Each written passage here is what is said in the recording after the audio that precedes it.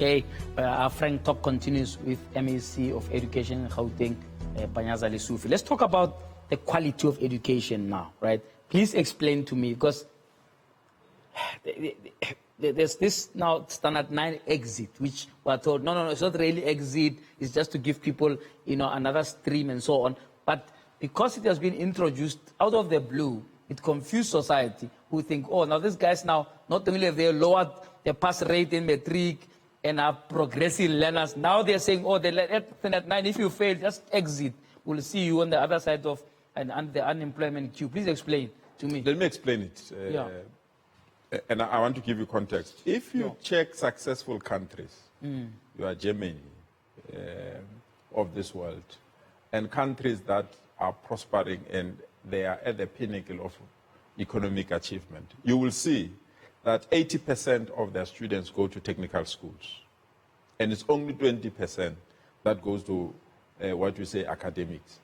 But in our country, everyone wants to go to university for them to say they're educated. So we have to change that narrative. Because if you can't change that narrative, you will have people that get qualification at the university, but you are not going to have doers or implementers in terms of the economy. And therefore, we felt that we've got a huge framework of TVET colleges, but the numbers are not.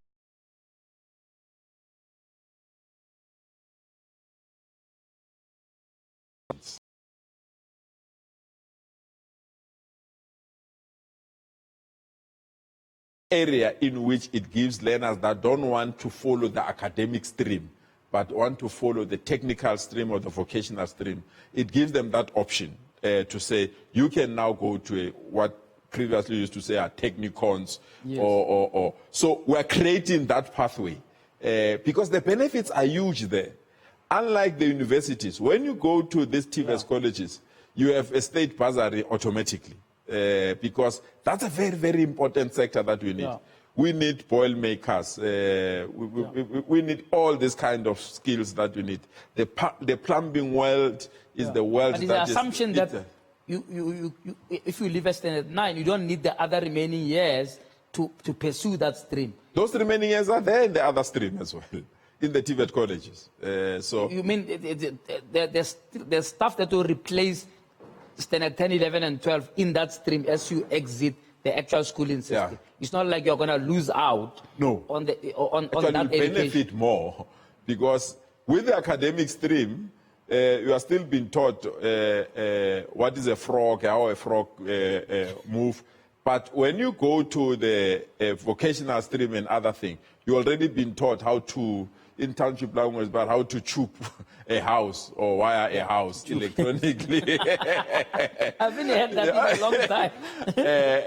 And we are taught how to fix an iron, how to fix a fridge, how to fix an elevator. So you are already in the practical things of things.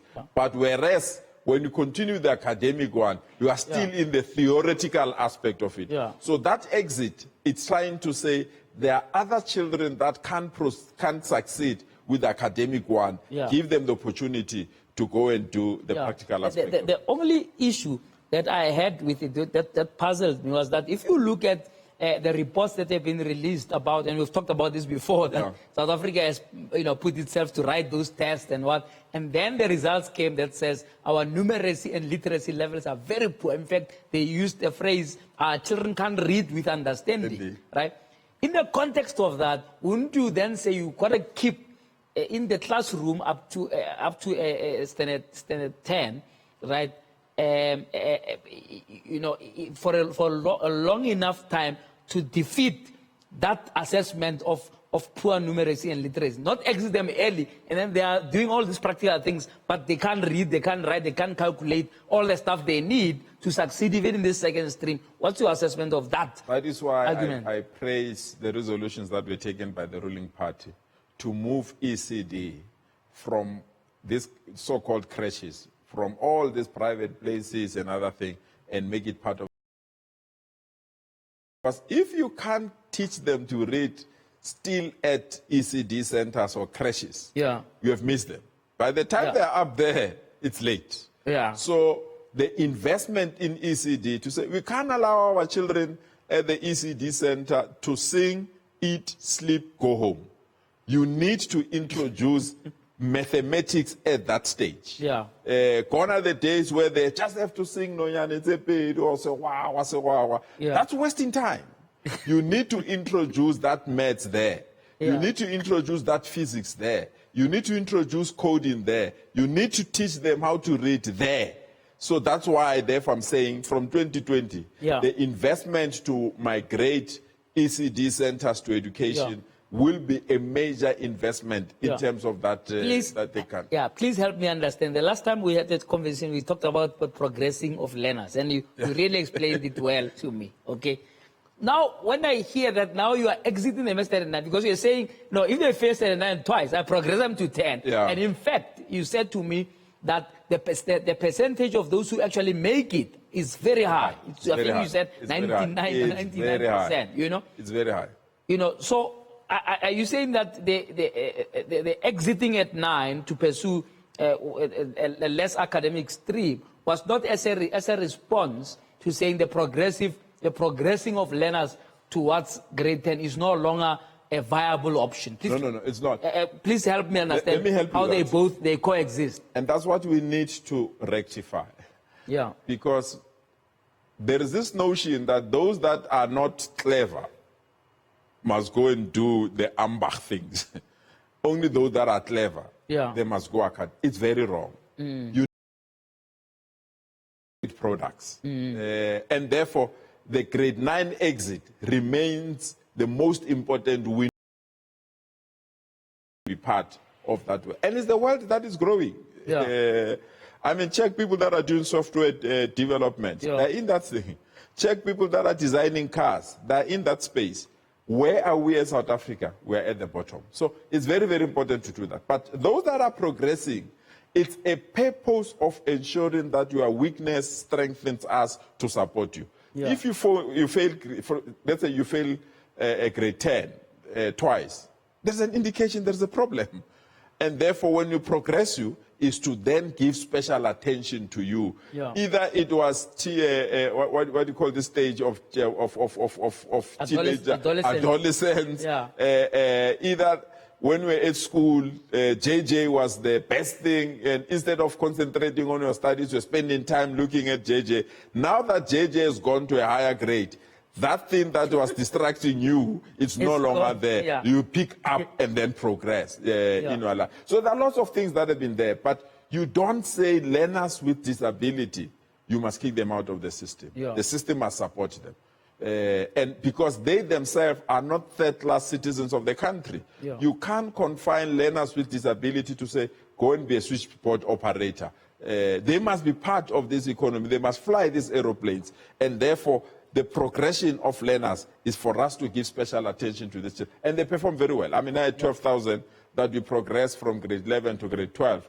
That of that 12,000, almost 2,000 or so gave us distinctions. They gave us partial passes. So it's an indication that with focused support, these children can succeed. If we didn't do them, where will they be now? They would have dropped out. They've been filling the SASA offices looking for social grants. Yeah. They've been at correctional services fighting for those overalls purely because their lives has come to an end. So it's a progressive transformational agenda that needs to be protected. Tell me about the specialized schools, talking about special attention now. You have launched a couple of high-level schools that are focusing on specialized fields like aviation and so on. Tell me a little bit about that. That sounds like a success story. That melts my heart, JJ, to be quite frank. And that's the future. I mean, we went to BMW Germany and said to BMW, you go to any township in our country, you'll see a BMW. But you don't empower these people to build that BMW, to fix that BMW. We are only excited if they at the car wash and are playing night music. Why can't you donate the next generation of your BMWs, place it in our schools, bring your technicians from Germany, teach these children how to build a BMW. We have it now in Shoshanguve. Wow. Those children there, they know how to build a BMW. They know what are the problems with the BMW and other cars as well, not that brand alone. Yeah. We are in the West End. To say West End, the mining industry is dying. Yeah. We can't continue to produce learners that will queue and win employment. But there is an opportunity of agriculture there.